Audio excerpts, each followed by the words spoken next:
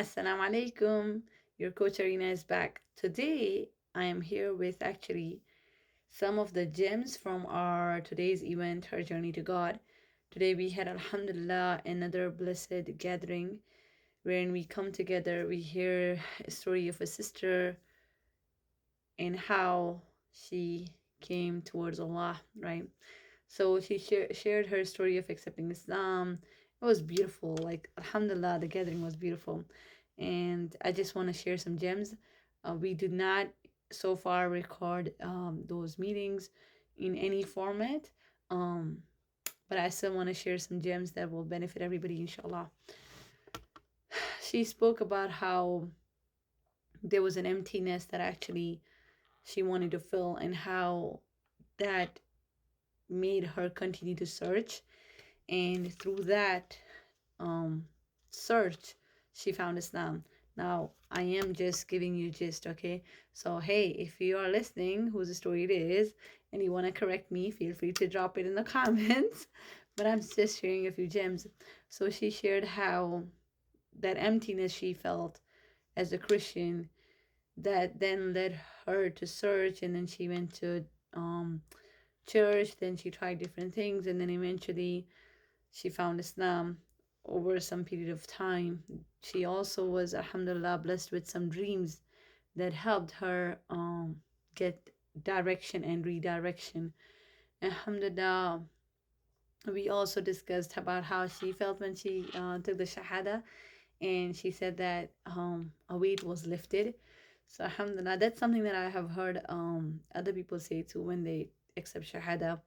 And then I also discussed about how sometimes we say the words when people accept Shahada, people take Shahada, we say to them that, hey, we all are your siblings in Islam. So I was just discussing, like, while we say that, reality is many times we don't really show up like that.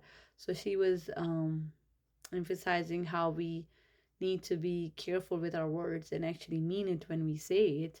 And if we are not able to show up for somebody in a certain way, then we should actually guide them towards somebody else, as opposed to leaving people after they take Shahada, because these words that he am your sibling in Islam hold a lot of value for people when they come to Islam and they have lost their families and a whole lot, right? She also shared how her family, in terms of her family, her mom actually was very happy with her accepting Islam, because she became a very good daughter after accepting Islam. Her mannerisms changed, and that really helped her. And I think when I asked her in terms of what advice should we give to people who come towards Islam in terms of their family, she was patience, good manners, and establishing boundaries. And as far as new sisters, when they accept Islam, and then how should they go about, like, marriage or no marriage, or wait for marriage, and her advice was that I get to know Allah and focus on the learning deen, and if somebody comes and then it works out, alhamdulillah, but focus on getting to know Allah.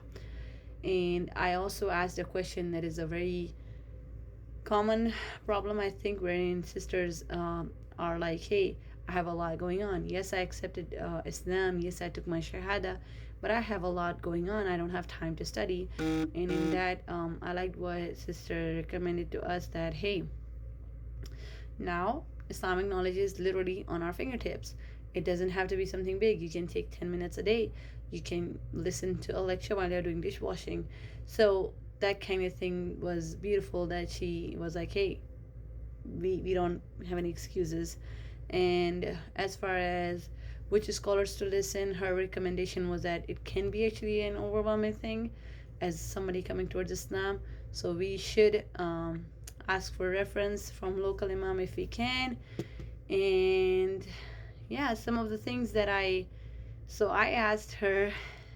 By the way, I'm still not releasing her name because I'm not sure if she'll be okay with this. So, but this was beneficial, so I'm sharing it.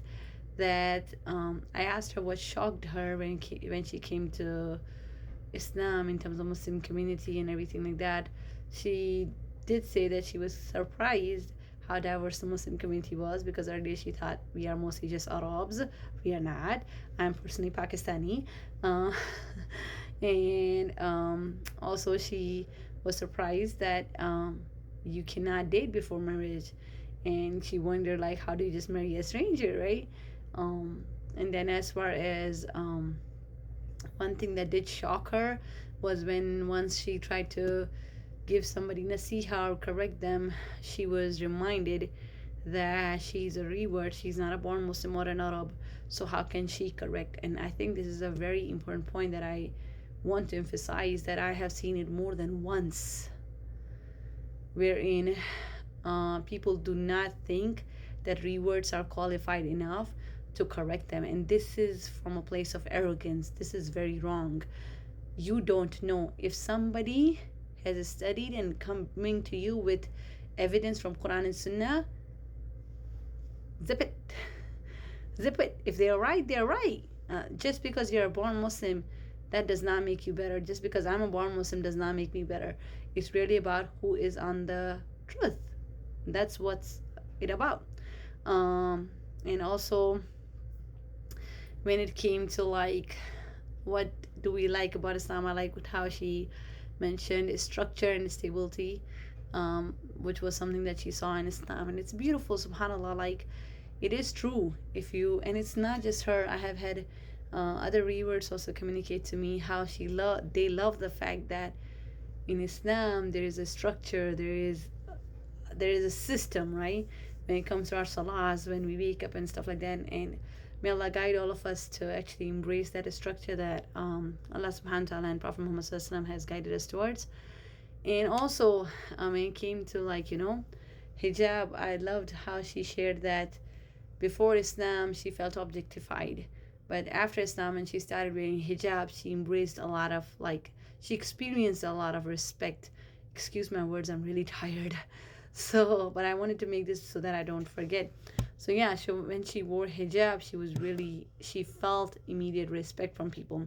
And over here, I want to seriously say, Alhamdulillah for the people who do respect hijab. Alhamdulillah for the people who actually recognize that a sister, when she's covering, she is doing something honorable and that deserves honor. So yeah, I hope you all benefit from these quick gems.